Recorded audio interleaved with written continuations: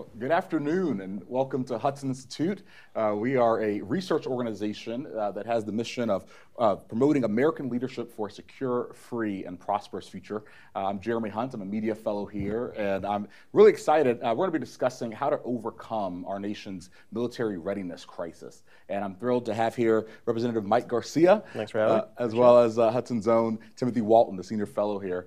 And I'm just excited to share, to kind of walk through what's been going on in our country, what are some solutions that we can look towards in terms of solving it. And then I also want to open it up at the end for audience Q&A. If you have any questions, you can prepare those, and towards the end, feel free to raise your hand, and we'll be happy to answer those as well. But I want to start by first introducing Congressman Garcia. He's a first-generation American and was a highly decorated U.S. naval aviator and businessman before serving in the House of Representatives. He's also a top graduate of the U.S. Naval Academy in Annapolis, which we can forgive him for that. But he's let's forget about the football game last season. Let's forget about that. And it's also went to Georgetown University, where he earned his master's degree in national security. Congressman Garcia spent over a decade on active duty as one of the first FA-18 Super Hornet strike fighter pilots in the Navy. And in 2003, Congressman Garcia flew over 30 combat missions during Operation Iraqi Freedom in the skies over Baghdad, Fallujah, and Tikrit. As former vice president at Raytheon, Congressman Garcia was responsible for business growth and the creation of hundreds of jobs, as well as managing programs and technologies that provided unfair advantages to American warfighters. And he now lives in Santa Clarita, California, with his wife Rebecca and their 2 sons. And Congressman currently serves on 3 House committees: the House Committee on Appropriations, including the Appropriations Defense Subcommittee, and the House Permanent Select Committee on Intelligence, as well as the House Committee on Science, Space, and Technology. So welcome, Congressman. Thanks for having me. No, I appreciate it. We also have our own, Hudson's own Timothy Walton, who is a senior fellow and works for the Center for Defense Concepts and Technology here at Hudson Institute. And he has conducted several projects for the Department of Defense and published extensively on military force development and readiness issues, including co-authoring a recent report on readiness metrics. So we're so happy to have you here as well, Tim. Thanks, Jeremy. So I'm going to start by asking, I want to kind of just lay out the problem, what's been going on. How do we get to this place now where we are, one of the major issues of the readiness crisis is the recruitment crisis. Yeah. Just last fiscal year, the Army was 15,000 soldiers short of its recruitment goals. So I wanted to talk to you just about how do we get to this place that was the worst recruitment crisis we've been in since the advent of the all-volunteer force. Yeah. How do we get to this place? It's been coming for a few years, but we're sort of at this confluence of a perfect storm, and there's a lot of elements that feed into it. I'll outline all of them, but I want to start by saying, A, this was actually predictable, and some of us were talking about this 2 years ago, in fact, and B, this isn't like these indications that we're getting, the missing of the goals, right? The Army, to put this into scale, missed its recruitment goals by 25% in the last year, right? So these aren't insignificant misses. There's something clearly wrong. There's really massive negative trends, and so it's not like the canary in the coal mine has died, right? This is like our biggest, strongest miner has died, and we are now trying to figure out how to prevent this from getting worse, right? So let's look at all of the elements that have sort of fed into this. One, military pay is a big issue right now, right? And we'll talk about that later, I think. The quality of life, we all know when you join the military is not the best, right? You give up some of your freedoms, you give up some of your rights, you live on bases. I lived in Lemoore, which was, I'll call it, I'll be nice and call it the armpit of California. Not my favorite place to be. Great place to fly, but not a great place to live, right? And quality of life. Or you're on an aircraft carrier, or you're living in a tent in the field. So quality of life isn't great, but these are all things that we have always had problems with when it comes to the military pay and quality of life. The third major element is we've come to the end of this global war on terror, even though it's still being conducted at some level. It's been 22 years since 9/11, right? And so a lot of our military have been on multiple deployments, some 6 to 8 times in a 12 to 14-year career. I'm sure you saw that firsthand. But they've also now lost a critical mission, right? And when you're a soldier, when you're in the armed forces, having that mission is very important because it defines what you are doing for a living, in this case as a soldier. And so that sort of 20-year low-intensity conflict mission being put aside is actually a problem for some people that have been in for, say, 15 years. We all know that the Afghanistan debacle, right, which was touted by this administration as a success, was an absolutely devastating factor in people wanting to get out. And I would say the more devastating impact of Afghanistan was preventing good people from wanting to get in, right? And recruitment and retention are tied together, right? Today's retention problem is actually tomorrow's recruitment crisis, right? So when you have something like Afghanistan happen, you not only potentially demotivate your existing ranks, but you're inspiring people to not join the military. And so that was very dangerous. We're living in an environment with record high inflation right now. So when you're making $22,000 a year and you see the inflation that we've been experiencing over the last 30 months, it's cost prohibitive to join the military or stay in it. We have a record high gap right now between military pay and their civilian counterparts. So when you're in the military, you're looking at someone doing the same job as you, making in some cases 2 to 3 times the amount that you're making doing the same job. And we're in an environment right now where in the world outside of the military, there's not people looking for jobs. There's actually jobs looking for people, right? Mm-hmm. So those headhunters and those corporations are actively going after active duty personnel or people who are considering going on to active duty personnel. And they're quite aggressive. And they're very aggressive. Yeah, and they drop big carrots in front of them. And you look at all the other trades. And I think the last element, which we can't dismiss, it's very important, is leadership matters, right? And when you have a president of the United States like we do right now that is uninspiring and frankly reckless on the international stage, when we see events unfold like they are this week in Sudan, similar to what we saw in Afghanistan, a very reactive posture about protecting American lives. And when you see a Secretary of Defense within that administration behave like he's also a reactive character and a non-playable character basically in this world, it's not inspiring for people. And so I think that's why we're seeing people leave at record levels. And when you combine all of those things, you've got this, like I said, it's a confluence of a lot of bad things coming together at once, and it's a real problem.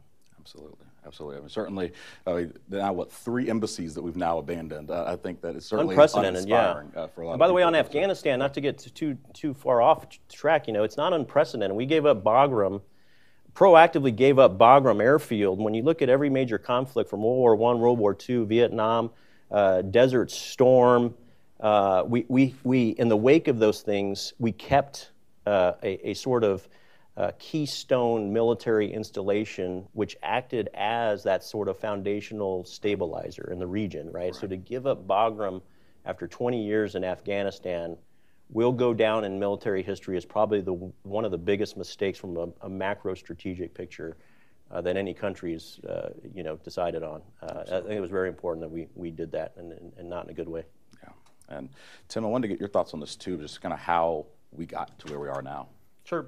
I think Congressman Garcia has very aptly characterized some of the challenges in the military recruitment and retention crises.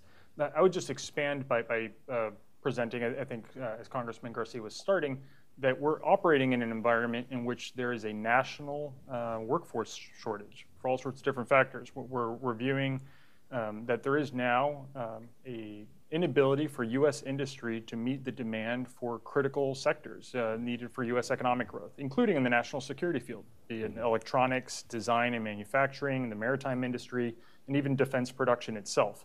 So DoD is now falling into a situation in which there's this national shortage for workers, which we know has been aggravated in part by the COVID pandemic, when we had a drop in both births, as we look at long-term demographic projections, and also immigration. And so as we consider coming out of this, I think we're going to talk a little bit more about some of the military reforms that are necessary. I think also at a national level, it will be important for us to start a dialogue as to what are the set of policies that this administration or a future one needs to embrace to address some of these underlying issues, be it a need for expanded and accelerated, I think, legal immigration, policies that promote families, I think, and family growth, promote the sanctity of life, And all those, I think, comprehensive policies create an environment in which we can grow the workforce. Obviously, this is an issue about long-term demographic projections that won't address the near-term readiness challenges that we have today, and we're going to delve more into those. But I think starting a national discussion on those will be important. Absolutely. And in that vein, Congressman, I want to hear just what have you heard from, I know we've had several defense leaders have been on the Hill kind of testifying about a lot of these issues. What are they doing to tackle this, and what should they be doing? Well, they're starting to open their eyes to the problems that we've outlined, and they're starting to take some actions, but not enough, I'll be honest. I think they've focused on other things besides, the whole point of a military is to deter a war, right? And if undeterred, to win the war. That's it. It's not exotic. It's not this confusing mission, but when you start looking at some of the things they've been messaging on the Hill and in other places, or when you look into their budgets, there's a lot of things in there that don't go towards deterrence or the winning of a war. And when you do that, you dilute our forces, you dilute our readiness, you dilute our mission, and all those things are negative impacts. But they are starting to wake up to the fact that we have a pay gap. They know that they have a quality of life gap. It wasn't because they were forward thinkers in this environment, unfortunately. It's because we have this giant bear outside of our tent called China that is become a bigger problem than anyone predicted it would have in just the last, call it 5 years, right? So we have a forcing function in the form of a peer adversary, not a near peer adversary. China, in many domains, is actually outpacing us. I've seen it firsthand, and so we have to catch up. And that's not where you want to be as a superpower. You don't want to be playing catch up as a superpower. You want to be maintaining an offensive advantage and being able to be offensive in terms of cyber capabilities, economic sanctions, or whatever other levers you have that are non-kinetic to prevent them from catching up to you. But we are actually in a role reversal right now where we are behind. And so they're starting to talk about base pay for the military, quality of life for the military. They're starting to talk about number of ships in the Pacific. We've been talking about this pivot, to the Pacific for 20 years almost, and we haven't actually pivoted to the Pacific. When I was a cadet at the academy, that's right. Pivot that never happened. It never happened, right? Exactly, and so because of that, though, now we have the Dragon, and Chairman Xi feels empowered because we have left it vacuous in that region, and he's been able to take advantage of that, right? So now we are starting to actually pivot to the Pacific. You see that in the budgeting process. We're starting to take care of our troops a little bit better, but we're not doing it at the scale we need to be honest. We need to exponentially ramp up, and time is not on our side. This China problem is going to be real in 2025, 2026 at the latest. So it's a real issue for us. Yeah. I'd just add, Jeremy, that I think in the past, DoD leaders would have more or less waited out. They'd say the business cycle will change, specifically we'll have a recession, and then we'll be able to solve our recruitment retention problems. So you would almost see in testimony sometimes an expectation that a recession would solve DoD's recruitment challenges. As the workforce, sort of trends in the workforce have been evolving, I think what we're seeing now is likely not going to go away even if we enter into a recession. So DoD leaders, I think, should not sit back and wait for, hopefully, a recession that doesn't take place, but rather need to proactively move forward and adopt some of the reforms I think we're going to dig into. Another element, I think, is DoD probably needs to start to consider how do we change our force design to reflect the fact that talent, it will be increasingly challenging to obtain. Right? In the past, building off the World War II legacy, we had a conscription army, we could draw on a large pool of labor, we then transitioned to an all-volunteer force, but in many ways, DoD assumed that it could count on a plentiful supply of labor to fill its ranks. That's going to become increasingly challenging for demographic issues, for changes in workforce issues. So I think it's going to be important for DoD to think about what are the changes in force design that are necessary. One opportunity to help address this is increased automation, both in introducing more uncrewed systems, but even in crewed systems, right? So as the services introduce a new generation of crewed platforms, for instance, how can they incorporate more automation so you can effectively or more effectively operate that system with fewer personnel? I think a salient example is the Navy's next generation destroyer, DDGX. It's supposed to be a marquee platform that the Navy's going to introduce, but it's going to require as many personnel as the previous generation.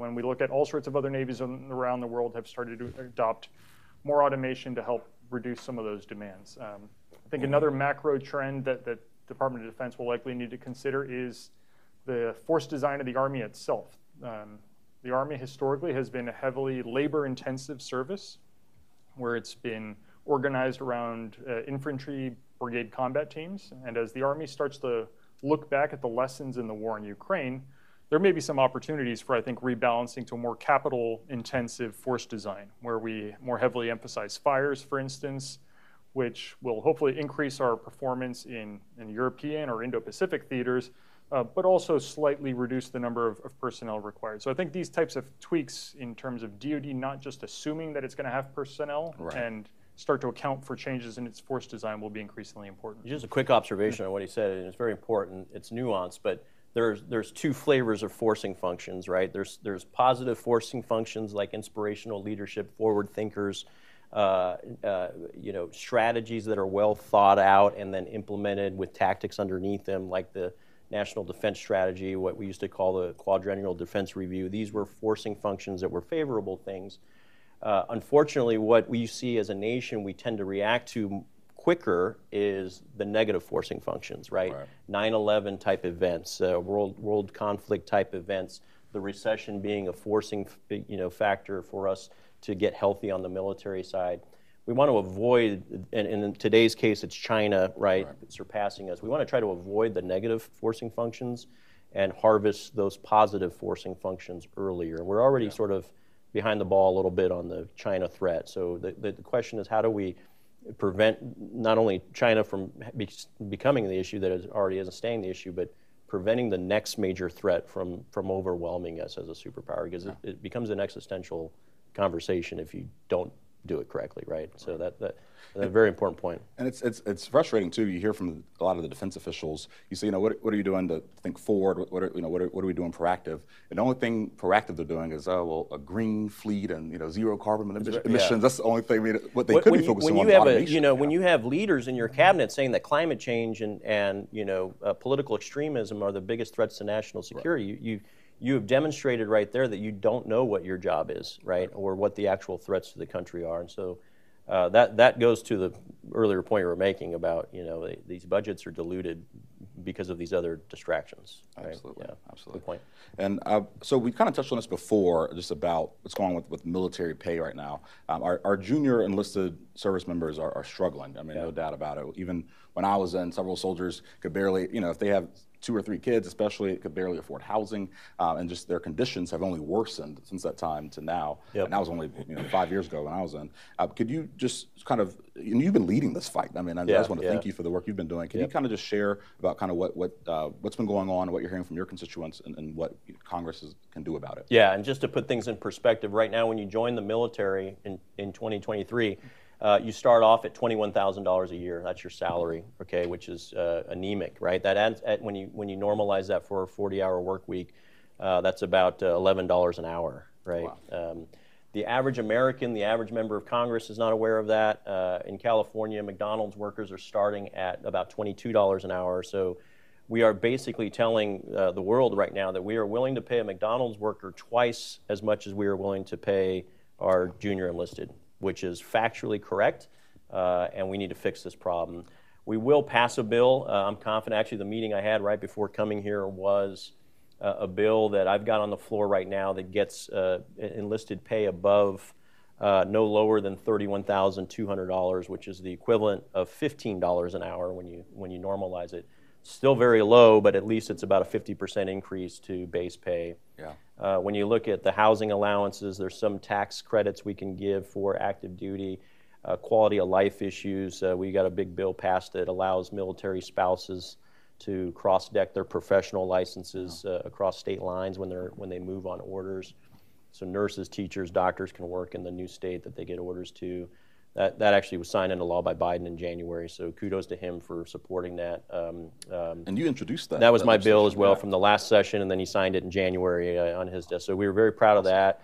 So things like that are happening, and I'm confident we're going to get a pay increase for the junior enlisted this cycle. I'm fighting that on the appropriation side, and we're working with the Armed Service Committee in the House. And so I'm confident we're going to do it. But we're going to have these near-term victories with an overarching sort of shadow on us that the long-term problems still need to be addressed. And even $15 an hour right now is only behaving like $10 an hour when you have 3 years of 7% inflation. And so we've got to keep our troops current and competitive in this market space. Absolutely, and I want to go back to just your note about the bill that was just recently passed, and for spouses. Yeah. And could you just kind of share about why that's so important? I mean, for a lot of folks, when you're moving around, the Army moves around, Navy moves around quite a bit. Yep. Being able for your profession to go across state lines, and that's huge. Yeah, huge. So first of all, the backstory on this one is I had the commanding officer of Edwards Air Force Base meet with me while I was running as a candidate. And he said, "Hey, one of our problems is I have 20 nurses on base, I have 20 teachers on base, but they can't get work in your district because they're not credentialed. And California won't recognize their license." So this was one of our priorities. About 30% of our active duty troops have spouses that have a professional license, beauticians, nurses, teachers, doctors, real estate agents. And our current unemployment rates right now among spouses is 20%, okay, because of that, right? So when you move from Virginia to California or vice versa, any state, they would need to get, under last year's laws, get re-credentialed, thousands of dollars, sometimes a year to get re-credentialed. And if you're only there for 2 to 3 years, what happens is a spouse that says, "Hey, it's not worth it, I'll stay home with the kids." And now you got a whole family that's now a single income family living off of that pay that we just described. So they're destitute. They're on food stamps. 30% of our enlisted troops qualify for food stamps right now. Right. So allowing the spouse to work is huge, but it benefits the community because now we have more teachers, more nurses, which we need more of in almost every state. We have the revenue, the tax revenue from the spouse working and spending money in the local community. So it was an easy win. It was just getting people to recognize that this was a problem. We got bipartisan support. And now it's the law of the land. So about 140,000 families on active duty can take advantage of this. And if anyone gets pushback from the states, we need to know about it. We'll go fight that fight. Absolutely. So, yeah, it's a big deal. That's amazing. That's amazing. Well, I wanted to kind of pivot a little bit to talk about contracting and procurement. I mean, you have a history of serving as a VP at Raytheon, and we know that the Pentagon has recently run into challenges with the strike fighter shortfall, and you've been asking a lot of the tough questions to some of our defense officials about this. And as someone who flew Super Hornets during your time in the Navy, so what are your thoughts on this kind of this impasse between Congress, DoD, and Boeing? And now we're hearing reports that it might take up to 2031 before we're able to kind of close that gap. Yeah, strike fighter shortfall. Actually, we've seen this, developing over the last, call it 10 years. In fact, with the advent of F-35, which is a good aircraft, but delayed, multiple services now have gaps, literally, in terms of their force structure, right? And so to put it in perspective, we have gotten to the point where the Navy is messaging that they may not have enough aircraft to fill 2 aircraft carrier air wings within the next several years before 2030. And that trend is actually not getting better. The gap is actually getting larger, right? So we appropriated the Navy, the Super Hornet example. And by the way, I'm platform agnostic, right? This isn't me advocating for the Super Hornet or the F-35. We need more metal in the air. We need more shadows on the ramp, as they would say. Yeah. Because we have a huge capacity gap right now relative to China in terms of strike fighters. They're adding about 200 aircraft to their respective fleets a year, and we are basically flat as a nation, right? So this is a huge problem. The Navy didn't ask for Super Hornets in the FY22 budget. They didn't ask for Super Hornets in the FY23 budget. So we added those for them because I am aware of the strike fighter gap. And they were like putting their head in the sand about this problem. And what we found out was after 2 years of appropriations budgets and them effectively being required by law to go purchase these aircraft, they still haven't put the contractor on contract or the entire supply chain. Amazing. So now you've got a supply chain for a major aircraft program going cold, in some cases starting to dismantle the production lines because they have to. And you've got lawyers in the Pentagon trying to claw at what is intellectual property, right? They're doing it under the auspices of, hey, we need the technical data to be able to sustain the aircraft, but they have all that already, right? And so I'm actually disappointed in Secretary of Navy on this one. We've had some very blunt conversations in private and in public, and he committed in a hearing a couple of weeks ago that he's going to get the contractors on contract here soon. But the fundamental problem is we've got to recognize that the priority is the warfighter and our national security and our taxpayers, right? Not the lawyers, not the contracting officers.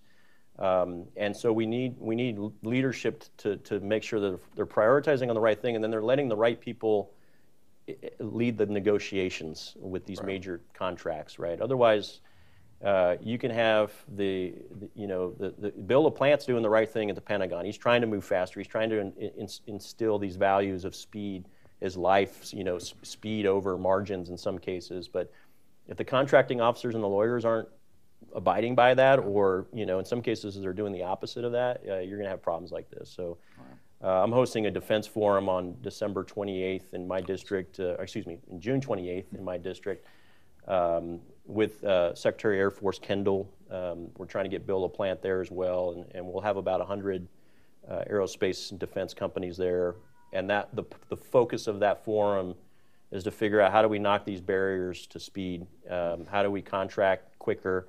How do we get clearances quicker? How do we do longer term contracts instead of yearly contracts? And Congress is, not blameless in this. The fact that we can't pass a budget on time is a huge problem for the military industrial base, and as well as the Pentagon. So we're all going to huddle up for a full day of just documenting what these barriers are, where we can get better, and we'll close the actions over the next year or so. Amazing. Tim, did you? Yep, I'll jump in by adding that in addition to, I think, the number of aircraft we have in the Department of the Navy's aviation portfolio, a key question moving forward will also be ensuring that the capability of those aircraft is relevant. So we'll see how many Super Hornets the Department of the Navy ends up buying, whether the fiscal year 2023 buy ends up being the last tranche or not. Regardless, though, there is an essential need to modernize all the Super Hornets that we have in our fleet, because they're going to be in the fleet well into the 2030s. Regardless of how fast we acquire F-35C, next generation air dominance aircraft, we need our Super Hornets to be relevant. So the Service Life Modernization Program that's now ongoing will introduce a new infrared search and tracking sensor onto that aircraft, which is a positive development. But to Congressman's point on the importance of accelerating, I think, contracting, we need to find better vehicles for starting to introduce other capabilities onto that jet and other aircraft moving forward as well. We're talking about low probability of intercept and detection data links, for instance, or improvements to the electronic warfare and survivability systems on the aircraft. Longer range air-to-air missiles such as the AIM-260 and some newer shorter range air-to-air missiles, so you could intercept munitions coming at the fleet. These are the types of changes that, regardless of the top line number of aircraft we have in our fleet, if we just look at that number and are content with that, it maybe can give us a false sense of confidence. That's right. Because if they're not relevant into the 2030s against a peer adversary like China, they're not going to be able to deter that aggression. And even F-22s getting modernization programs, F-35s continuing to evolve.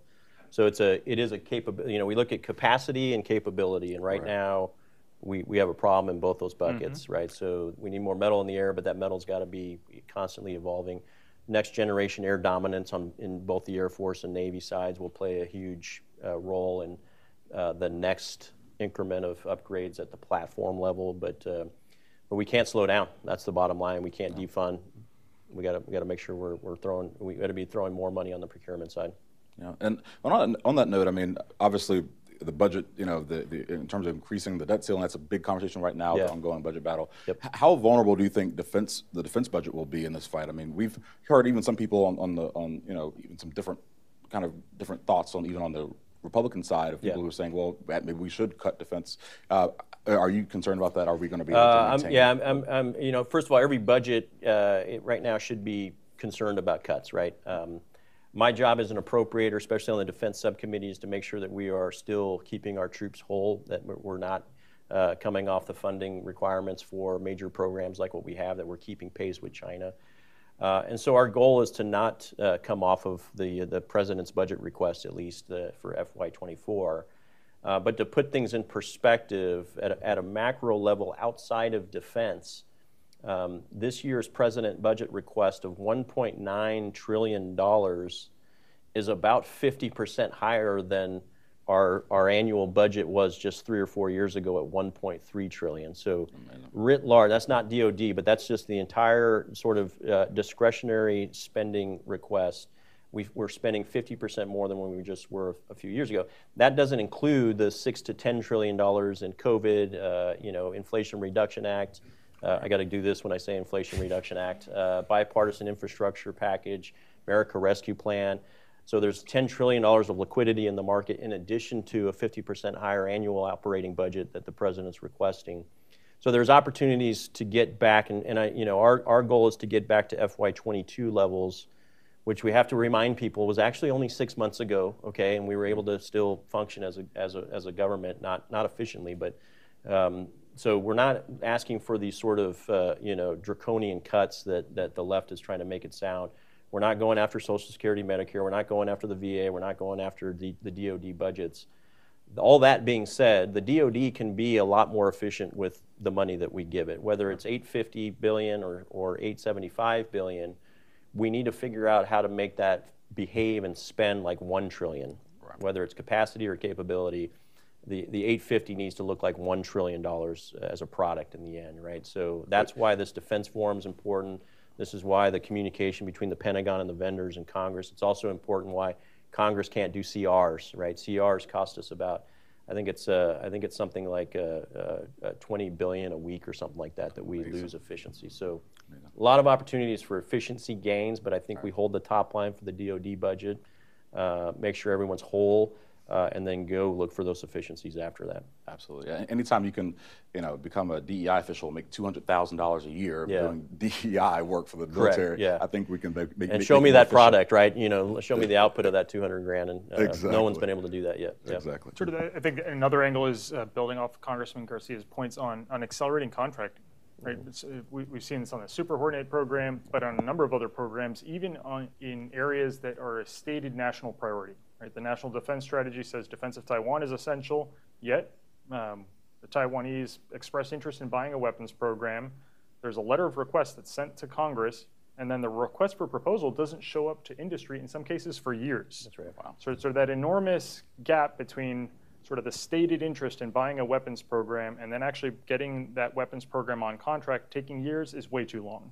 So there's a need to, I think, reform some of the Truth in Negotiations Act provisions and others that when there is a mature weapons program with a well-established contractor, I think we can certainly move faster than years in terms of the contracting. And in fact, I think probably that request for proposal should be ready contemporaneous with the submission to Congress, so that once it's submitted to Congress, once it's had its congressional oversight, it could immediately then be released to industry, and we could actually start to accelerate some of those deliveries because it's going to be needed. And the good news is, to your point, that none of these things are mysteries, right? We have examples of going fast and success stories. B-21 is built in my district, and that's a fantastic example where the buyer, the industry, and Pentagon and Congress were able to figure out how to get something from effectively a clean sheet to hopefully a flying aircraft before the end of this year in just a few years for something as exotic as the B-21.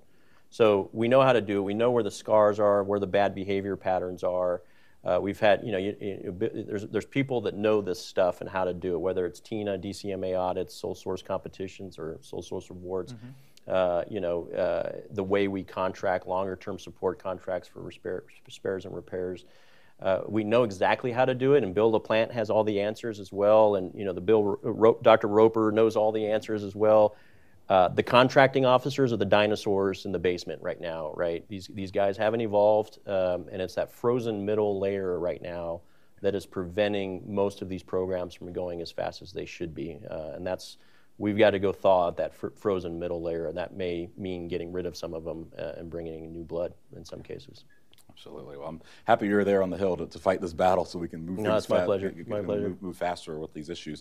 I want to open up to questions here shortly. My last question, I want to talk about what bipartisan efforts have you seen to tackle this military readiness issue? Are you seeing at least some people on the other side waking up about the issue that we have with China and Russia and everywhere else. Yeah. Are we finally seeing some movement to see both sides coming together to make something? Yeah, it's not universal quite yet, but I do think the vast plurality, 90% of both parties recognize China is as bad as it is, right? I want them also to recognize that our southern border being open is as vital to our national security interests, because China's killing 100,000 Americans with the fentanyl problem coming through our border, right? So different topic. But both parties are recognizing that China's the threat. Both parties are recognizing that we have a major recruitment and retention problem, quality of life problem in the military. So there are shoots of hope, especially behind closed doors, relative to bipartisanship on this. Salud Carbajal, actually, to his credit, I was in the minority when I brought that spouse bill that we talked about forward, and I knew I needed someone in the majority as a co-sponsor. And Salud, who's a good Marine, did it in a heartbeat and helped me carry that through the House. So things like that, there are stories. Now the media doesn't cover it because it's not, the sexy flame throwing, and we're not actors. But that's the challenge we have, is to get people to focus on the problem and legislate as professionals in the interests of national security, and not for political purposes. And that is happening. I'm confident that we'll get bipartisan support for this pay bill, the military pay bill, the RAISE Act is what it's called. So, a lot of eyes are opening up, which is good. That's good to hear. I'm sanguine as well regarding the prospects, not only because we have Congressman Garcia here, but also as we look at the different committees out there, the different defense committees, the subcommittee on China, I think there does seem to be a growing recognition of the reality of the problem. There's still work to, I think, identify the tangible solutions moving forward, but I think it's hard to find anyone who questions that we need to move faster and accelerate what we're doing.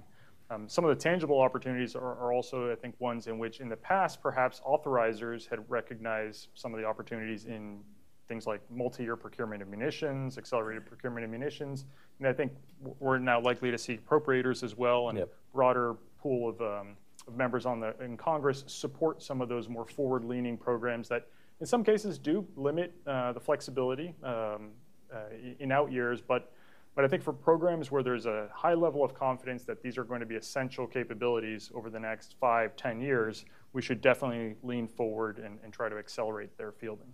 Awesome. Well, I want to open up to the audience. If anyone has any questions for Congressman Garcia or Tim, please. My question's about Xi Jinping, who is the three-term leader of China, president of China, and secretary of the Chinese Communist Party. How realistic is his ambition and his focus to attack, occupy, and incorporate Taiwan in 2027? I think it's very real. I don't consider him a president. He is the chairman of the CCP, and he will serve until he's dead. So this is a long-term play. They've got a 30-year vision for this China policy, right? And a key tenet of that is the reunification of mainland China with Taiwan, right? I was there about a month ago in Taiwan, met with President Tsai and saw it firsthand, as well as Korea, Japan. And especially in the wake of what's going on in Ukraine, they have all woken up to the reality of this probably being actually, happening in the next couple of years. I think 2027 is optimistic. I think it happens before that. I don't know that it's attacking in sort of a kinetic, conventional sense. I don't know that there will be, Chinese troops parachuting in or an amphibious assault on the western shores of Taiwan.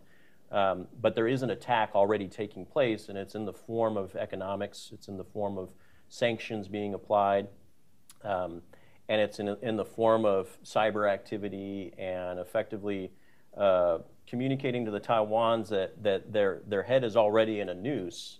So if you want to fight me, all I need to do is pull the rope, right? And so non-kinetically, they've already put Taiwan in a very perilous position. And so the fundamental question comes down to how do we deter, right? What can we do? A lot of the things that we're doing, we already are, but the second major question is, will the Taiwans be willing to fight, right? And I think that's That's the question the world is asking right now, and I believe they will. The challenge they have is, unlike Ukraine, one of the reasons Ukraine remained successful early on was they were able to get effectively all non-combatant members of their population out, right? And they were refugees going into Poland, Romania. And so what you were left behind was just a fighting force, and everyone in the country of Ukraine was willing to fight to the death because it was their 1776 kind of moment. Taiwan doesn't have that option right now to move their seniors, their women, their children, the non-combatants off of the island. And so with China knowing that and then also having so much leverage over their economy, you may see more of a mentality of capitulation rather than fighting back. And that to me is the fundamental issue at stake there. We need to do everything we can as a nation to support Taiwan. We need to expedite our foreign military sales. They are buying weapons from us and we are not delivering weapons. That's a huge problem. We need to accelerate that and close those delivery dates. And we need to do whatever we think is necessary. In my opinion, I've been very vocal about this. Every lever that we have pulled against Russia as a result of their invasion of Ukraine, those same levers need to be pulled against China right now. Okay, we need to be more aggressive against China. We need to divest. The economic impacts need to be felt in mainland China.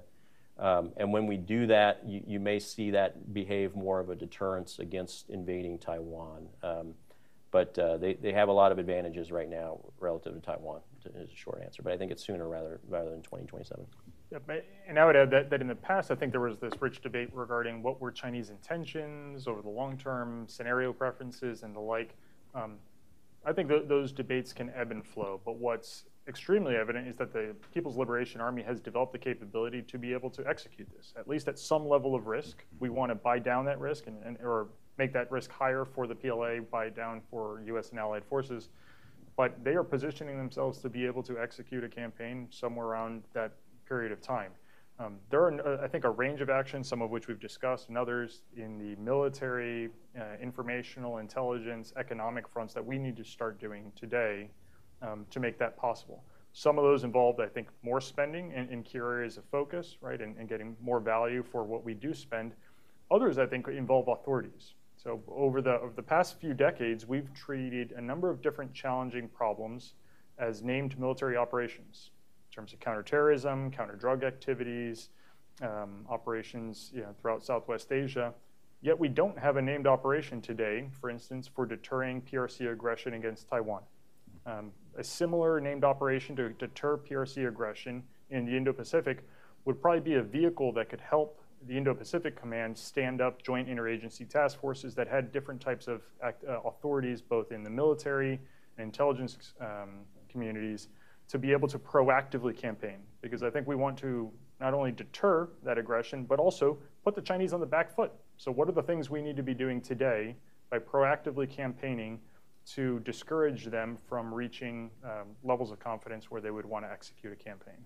And just one more thought on that. Within that sort of codification of a mission, right, I think we need to, as a nation, have a discussion about this idea of strategic ambiguity. Going back to 1979 Taiwan Relations Act, it was intentionally ambiguous in terms of what the U.S. would do as a result of a Chinese invasion of Taiwan. It neither mandated us from supporting Taiwan nor precluded us from. But this ambiguity is actually more dangerous than clarity. And I think we need to be very clear on what our mission is, but clear on what our intentions and level of support would be, similar to what we do with NATO relative to Article 5, right? And I think we need to pivot, and some of that needs to be pulled from the Taiwans as well. It can't just be the U.S. pushing that construct. But this current administration is very set on just maintaining strategic ambiguity. And we saw what happened when we were ambiguous leading up to the Afghanistan debacle. We saw what happened when we were ambiguous and sort of flaccid, frankly, when it came to the encroachments on Ukraine that ultimately led to full-out war. So we can't let that ambiguity be a maneuvering space for the bad guys. That's right. Yeah.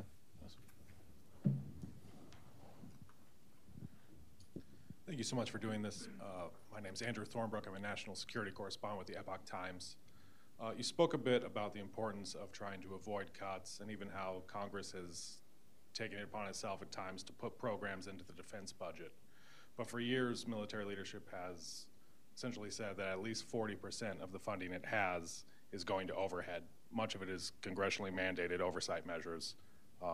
So what actions are you and your colleagues taking, or would you like to see taken, to make sure that those dollars are actually going to our warfighters and not to a new requisition form or diversity training? Yeah, great question. This is why I'm confident when I make that earlier statement that we can make $850 billion behave like $1 trillion, right? The inverse is also true. If we do have lower budget levels than what we would want or the president requested, I am also confident we can find efficiencies so that we still get the product to behave like an $850 billion budget request. Some of it is the congressional oversight requirements. Some of it is DCMA type FAR requirements, TINA compliance or Truth in Negotiations Act compliance issues. But this is where you need the leadership in the Pentagon to figure out the right way to either make exceptions, create waivers, or have go-fast contracts like the IDIQ or OTAs that they've been using, but not on all programs. And they need to start opening the aperture a little bit more on how can we use more of these type of go-fast contracts. And I'm convinced that we don't need every civilian in the Pentagon right now to be there, okay? I think there's a lot of opportunities for cutting the civilian workforce in the Pentagon or pivoting some of that funding to the warfighters, whether it's base pay for our troops or procurement of major weapon systems. We are top heavy. Every flag officer has a staff of 15 to 25 people attached to them. I think we have more flag officers now than we've had in the history of the country. And I don't, those guys, most of them are not, doing the 9 to 12 month rotations on the front lines, and so, and their staff certainly aren't. So a lot of fat, a lot of opportunities, a lot of bureaucracy, a lot of reporting requirements that we probably don't need. But we need someone in the DoD to recognize that, and this Secretary of Defense isn't going to be doing that anytime soon. So, so operating under this construct of massive inefficiencies and bureaucracies, my job is to make sure that those either cuts or growing inefficiencies don't impact our readiness or our recruitment and retention challenges that we have. So that's fundamentally the sort of, call it 1 to 2 year paradigm. The longer arc is to figure out from a reform perspective. That's why this defense forum is so important. It's knocking down the barriers to speed, but by definition also gaining efficiencies in the way we contract. We don't have an acquisition problem. We have a contracting problem, okay? We have all the technology. We have advantages in the technology. We have the best minds, and the base, the industrial base is there. We just need to stop buying the way we buy. We need to stop contracting the way we contract so that we are actually incentivizing companies to participate in this business instead of compelling them to leave it, if that makes sense. I think that's very well put. I just add that on this point, we have a range of authorities that are available, and Congress has created this new middle tier of acquisition pipeline to enable programs to move faster in different ways. Program managers, though, sometimes are weary of using them, right? Sometimes there are like negative incentives. If they use them, they assume it might involve a lot of risk for those programs. They feel they might not have top cover from their bosses to use them. So I think the Congressman's forthcoming forum that tries to identify at scale what are the changes in which we can reward those positive behaviors and make that the norm rather than the exception is going to be needed. And then sort of as a final thought, I inherently view the government as inefficient for a number of different reasons, right? It's the very being of politics and need for compromise and sort of the growth of bureaucracies as an inevitable trend. Every now and then there is a need to, I think, shave that bureaucracy, but we should also, I think, be wary of how many efficiencies we can garner out of the Department of Defense in the very near term. Because in the past, sometimes we've made some of these trades assuming that efficiencies would be generated when they really weren't. Well, I think that we're coming to the end of our time here. I'll make room for one last question, and then we'll have to close out. But, yeah. Great, thank you so much. Congressman, you talked about the need for DoD to leverage new. Thank you so much. Brianna Riley with CQ Roll Call. Good to see you, Congressman. You talked about the need for DoD to leverage more of these alternative sort of acquisition approaches like OTAs, for example. In the conversation that Tim just mentioned about MTAs, there has been some skepticism from congressional appropriators about maybe DoD overuse of that authority or not enough transparency with that. Right. What do you think of that, especially given the reporting requirements that were included in the current budget? Do you expect to see more guardrails sort of put on MTAs, or more of an expansion, or how do you thread that? Yeah, it's a bit of a balancing act, right? And it's these conversations are usually the product of behavior patterns, right? So when things are abused, we tend to say, hey, I need to put more oversight and regulation on it, right? And then as that behavior sort of either expires or we see better trends, we say, okay, I'm willing to take off the regulation and compliance side. But this is why the leadership in the Pentagon, especially in the DoD, matters, because we can sit down collectively and see where the bad behavior patterns are and apply the right compliance and oversight and reporting measures to those programs. But then at the same time, when we're dealing with strike fighter shortfall, when we're dealing with some of these higher end technologies that need to go fast, like space domain programs, NGAD, for instance, next generation air dominance, F-35 upgrades, for instance, we can, just like the Rapid Capability Office does on a regular basis, apply these go-fast techniques. And if there's bad behavior there, you fire people, right? And one of the problems that we've had is that we haven't fired anybody in the Pentagon, okay?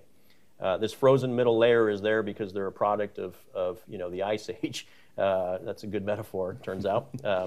And it all roads lead to the 200 to 300 PCOs, the contracting officers with their green visors, and lawyers that enable them to grind industry on every dollar in exchange for 6 months, 18 months, 24 months of delays in contracting. So that's bad behavior. They're not doing anything illegal, but they're slowing things down. They're not getting product to the warfighter, and they're wasting taxpayer dollars. The Super Hornet example that we talked about earlier on the strike fighter, we appropriated money for 20 jets, and we're not going to get 20 jets now because of this lawyer in the Secretary of Navy's office. We're going to get hopefully at least 18, maybe fewer.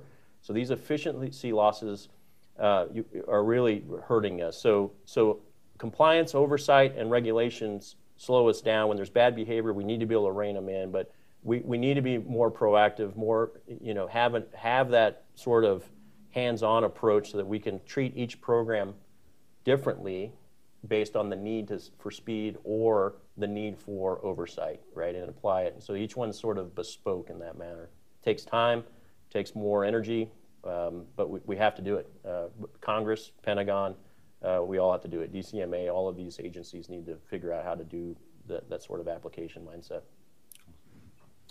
Well, I just want to thank everyone for being here and coming here on a rainy Friday afternoon. Yeah, thanks, really guys. appreciate it. It just shows that there are a lot of people here that care about this issue, and so we're going to keep talking about it. I just want to thank you, Congressman, for being here with us. My pleasure. Thanks for having me. Your time. Good topics. Thank you, Tim. Thank you, and for those watching at home, please continue to check out hudson.org for our upcoming events, and we look forward to seeing you next time. Thanks. Thank you.